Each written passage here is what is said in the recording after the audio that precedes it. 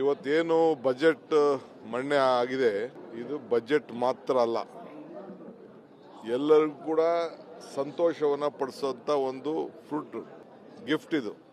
ಬೆಂಗಳೂರು ನಗರಕ್ಕೆ ಅತಿ ಹೆಚ್ಚು ಯೋಜನೆಗಳಿಗೆ ನಾವು ಸಹಾಯ ಮಾಡಲಿಕ್ಕೆ ಸಿದ್ಧವಾಗಿದ್ದೇವೆ ಅಂತೇಳಿ ಅದಕ್ಕೆಲ್ಲ ಗೌರ್ಮೆಂಟ್ ಗ್ಯಾರಂಟಿಗಳನ್ನು ಕೊಟ್ಟು ಹೆಚ್ಚು ಕಮ್ಮಿ 1 ಲಕ್ಷ ಕೋಟಿಯಷ್ಟು ವಿವಿಧ ಕಾಮಗಾರಿಗಳನ್ನು ತೆಗೆದುಕೊಳ್ಳಲಿಕ್ಕೆ ಈಗಾಗಲೇ ಸಿದ್ಧತೆ ಆಗ್ತಾ ಇದೆ.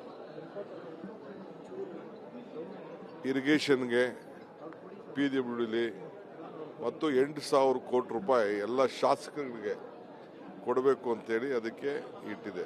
4 ಲಕ್ಷ ಕೋಟಿ ಮೀರಿದೆ. ಸಾಲ ಮಾಡಿದ್ದೀವಿ ಅಂತ ಹೇಳಿದ್ರೆ ಕೇಂದ್ರ ಸರ್ಕಾರನೂ ಸಾಲ ಮಾಡಿದೆ, ಎಲ್ಲರೂ ಸಾಲ ಮಾಡಿದೆ.